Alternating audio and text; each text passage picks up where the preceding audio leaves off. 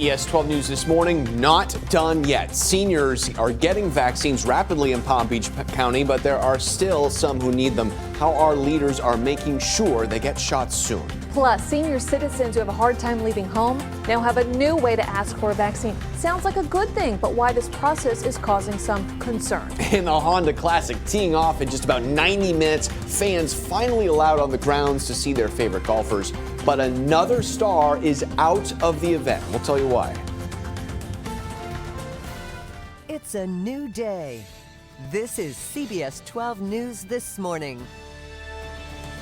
Hi there, happy Friday Eve, everybody. I'm Matt Lincoln. I like the sound of Friday Eve. We have a lot to cover with coronavirus this morning, including some encouraging news on Palm Beach County seniors getting vaccinated. But first, to check on that forecast with Lauren. Hey, good morning. Good morning. Hey, it's a nice one out there on this Thursday. A little on the warm side for us. Storm track radar nice and dry. We're going to get really hot really quickly today. 59 degrees in Indiantown, so you were able to cool off. 64 in Belle Glade. How about 70, though, in Okeechobee? You've been in the 50s all week. That's a different look this morning. That strong south wind keeping us milder and muggier this morning. 60s Treasure Coast right now, mid-70s Palm Beach County. A lot of humidity moving into the area too. Our temperatures today will be well above average, close to 90. Really breezy for the day, but a cold front will eventually be moving in. It does bring cooler air back to our area, but will be partly cloudy with breezy conditions out there through the day today. Temperatures soaring towards the upper 80s. Matt, Ashley? 6 a.m. right now, our governor has said it every step of the way through this pandemic. Getting senior citizens protected from COVID is priority here. Some good news on that front right now. Almost 75% of eligible seniors are now vaccinated across Palm Beach County. But 75% is not 100%. The push is to get all seniors protected and vaccinated, and county officials hope to open up mini missions at places like churches in certain communities and state-funded vaccine sites. That should help. And until we have more people vaccinated, County Mayor Dave Kerner says we need to continue protecting ourselves, especially with the rise in COVID variants. CBS 12 News talked to him in a one-on-one interview. I don't want the message to be sent to the community or to the public that we're through this, that we're done, that we can let our guard down. I would hate to fumble the ball at the last yard line, so to speak. And to help beat the virus, Mayor Kerner extended Palm Beach County's mask mandate for another 30 days. But how do you get a vaccine when you can't even get out of your own house? It has been a really tough task to get homebound seniors shots during the pandemic. I hate to think of them trapped like that, feeling like there aren't options. But more help's on the way here. The state has set up an email address to schedule a vaccine through the Department of Emergency Management. Yeah, the homebound vaccine email should reply with a form to fill out. The state will then call you within 72 hours, but some seniors think the system is just not the best. The homebound idea is great. The communication of how it's happening is horrible.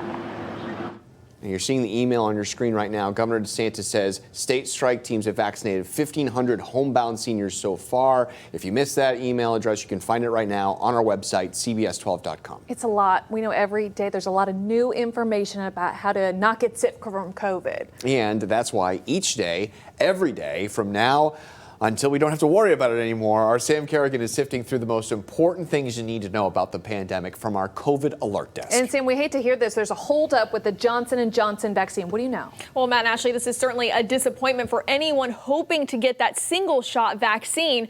Governor Ron DeSantis said another shipment of the Johnson & Johnson vaccine will take weeks to arrive. Now, he's not sure why the shipments are delayed right now, but there is some good news here. Pfizer and Moderna vaccine shipments are still very much on track, and people who have the opportunity to get one of those shots are being encouraged to do so. This week, the state got about 492,000 doses from the federal government. And the list of pharmacy locations offering vaccines under the federal retail pharmacy program across the state is growing. So if you haven't been able to book an appointment yet, your chances are getting better. Here's a breakdown for you. Publix is up to 730 locations. Walgreens had a big jump from 126 to 223. Walmart will jump up to 204. CVS now has 182, and Winn-Dixie is at 43. Now, these pharmacies get vaccine doses directly from the federal government and are not included in the state's weekly allocation. So far, 6.8 million doses of the vaccine have been administered here in Florida. Palm Beach County has vaccinated 353,000 people. According to data from the county, sections of Boca Raton, Delray Beach, and Boynton Beach have vaccinated over 85% of its residents who are 65 and older.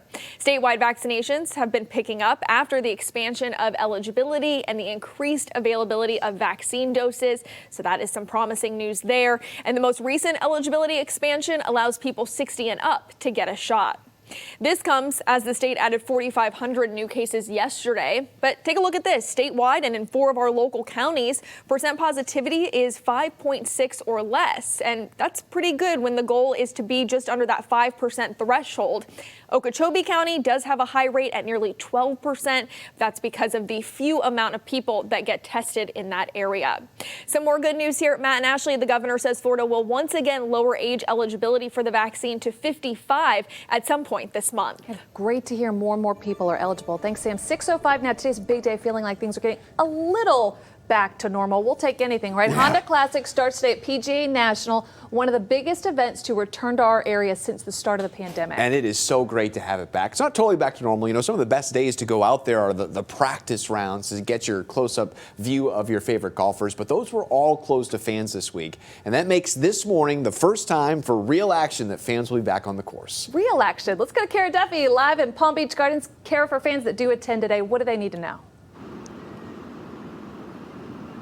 Yeah, good morning, Matt. Ashley, I got to tell you, after covering this for several years, it was a bit eerie out here yesterday. Very quiet, not the crowds that we are used to, but there's no doubt about it. This morning, a lot of excitement. People so happy to have the event back and finally get their chance to come in and see some of their favorite players out here today. Some of the things they can expect, though, a lot of these. Take a look behind us here. We have signs posted all across the course today reminding people of the 3 W's. Wear your mask, wash your hands, and watch your distance. And again, the crowds won't be the typical large crowds we're used to seeing. Only a fraction of the number of people coming out, about 10,000 a day. That's about 20% capacity. The whole experience also going completely contactless. Take a listen. You're going to be ordering your food mobily from your phone when you're walking around the grounds. We wanted to bring the drinks and the food to the people versus the people to the drinks in those hospitality areas. Yeah, and as far as how they plan to enforce these guidelines, we know there's a safety committee made up of volunteers. They're going to be the eyes and ears out here, making sure everyone's following the rules, along with the help of Palm Beach Gardens police officers. They were out here very early this morning, around 4 a.m., already setting up.